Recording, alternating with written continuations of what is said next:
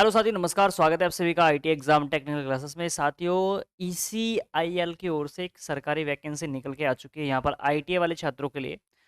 देखो, ये वैकेंसी एकदम परमानेंट है। सबसे पहले जो मेन चीज़ होती है वैकेंसीज में, वो सबसे पहले डिस्कस करूंगा। देख सकते हैं स्क्रीन पर कौन कौन सी ट्रेड को मौका दिया गया है, उसके बाद क्वालिफिकेशन में बताऊंगा। नंबर 1 पे इलेक्ट्रॉनिक मैकेनिक ट्रेड इस फॉर्म को भर पाएंगे, जिसमें टोटल जो पद दिए गए हैं वो 7 पद दिए गए हैं इलेक्ट्रॉनिक मैकेनिक के। फिर आती है इलेक्ट्रीशियन, 6 पद इनके हैं। मशीनिस्ट वालों के लिए हैं 7 पद और भैया फिटर वालों के लिए हैं यहाँ पर 10 पद। ठीक है? तो टोटल ये वैकेंसी देख सकते हो, कुल जो है 4 ट्रेड हैं यहाँ पर। इन 4 ट्रेड को यहाँ पर मौका दिया गया है। ठीक है ना? तो अगर आप इन ट्रेड से हो तो भाई फॉर्म भर सकते हो। आयु सीमा की अगर मैं बात करूँ तो भैया 18 साल से लेकर के 27 साल तक छात्र इसमें अप्लाई कर सकते हैं। लेकिन जनरली आप लोग जानते होंगे, जितने भी यहाँ पर ओबीसी के कैंडिडेट हैं ना, ओबीसी हो गया, ठीक है? और उनको 3 साल की छूट मिल जाएगी। ठीक है? यहाँ पर लिखा भी होगा कहीं न कहीं, है ना? एज रिलैक्सेशन दे रहे हैं, देखो यहाँ पर लिखा हुआ है। ठीक है ना? और जितने भी एससी एसटी के छात्र हैं उनको 5 साल की यहाँ पर छूट मिल जाएगी। ठीक है ना? तो ये चीज़ आपको ध्यान रखनी है। तो यानी कि ओबीसी वालों की अगर मैं बात करूँ मेरे भाई, तो ओबीसी वाले छात्र इसमें 30 साल तक अप्लाई कर सकते हैं। और एससी, एसटी वाले जो छात्र हैं, वो मेरे भाई इसमें यानी कि 5 साल की छूट मिल जाएगी, तो 32 साल तक आप इसमें अप्लाई कर सकते हो, अगर आपकी ये ट्रेड है तो। उसके बाद क्वालिफ़िकेशन जो आती है, यहाँ पर आप लोग क्वालिफ़िकेशन के बारे में बता देता हूँ, क्वालिफ़िकेशन क्या माँगा गया है। देखो, उन्होंने कहा है कि भैया आपके पास 10वीं होना चाहिए नंबर 1 पे, ठीक है? आपके पास 10वीं होना चाहिए। उसके बाद भाई साहब आपके पास आईटीआई होना चाहिए, दूसरी चीज़। सर तीसरी चीज़ क्या है? तो तीसरी चीज़ है एनएसी, नेशनल अप्रेंटिस सर्टिफिकेट। ये 3 आपके पास क्वालिफ़िकेशन होनी चाहिए। 10वीं, इसको मैट्रिकुलेशन बोलते हैं, आईटीआई होना चाहिए और आपके पास 1 साल का अप्रेंटिस होना अनिवार्य है। यदि आपके पास ये नहीं है, अप्रेंटिस आपने नहीं कर रखी, तो फिर कम से कम तो फिर आपके पास 1 साल का क्या होना चाहिए? आपके ट्रेड में ही 1 साल का एक्सपीरियंस आपके पास होना चाहिए।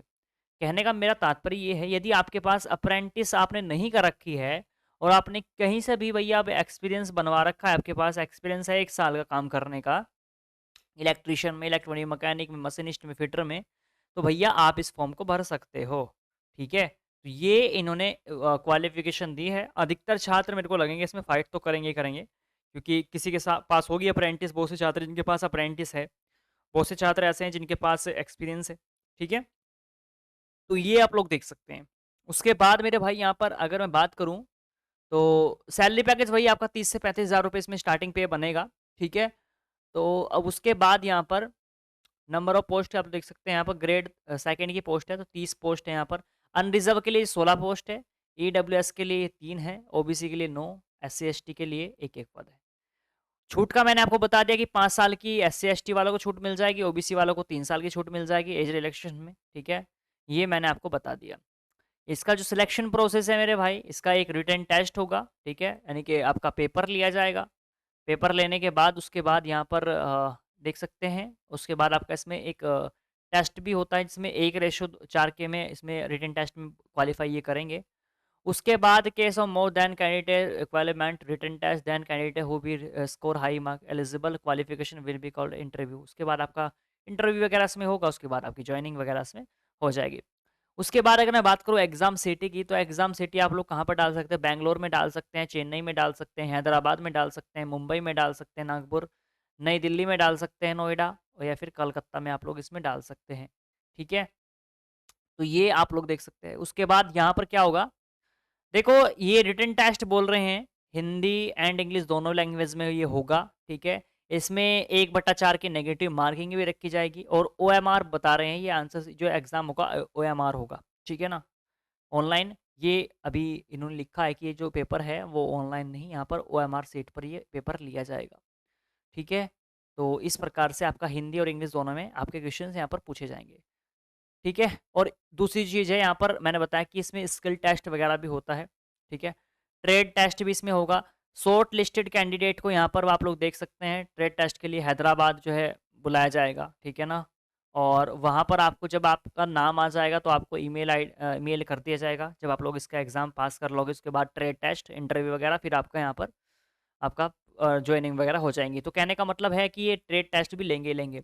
ऑफ़िशियल साइट इनकी ये है, इस वेबसाइट पे आकर के आप इस फॉर्म को अप्लाई कर सकते हैं। ठीक है?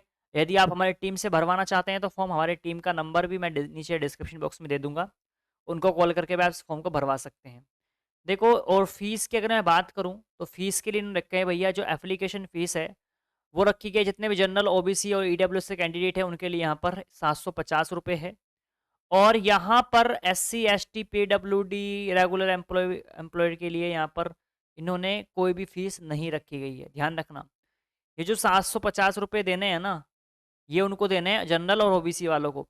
आप लोग देख सकते हैं, किसी जितने भी एससी एसटी कैंडिडेट हैं उनको कोई भी फीस नहीं देनी, ध्यान रखना, उनके लिए अच्छी खबर है ये। जितने भी एससी के, एसटी के, पीडब्ल्यूडी के छात्र हैं, अगर आप भाई ट्रेड है आपके पास, एक्सपीरियंस है, तो आप इस फॉर्म को जरूर भरना, क्योंकि पैसे तो आपको देने हैं नहीं।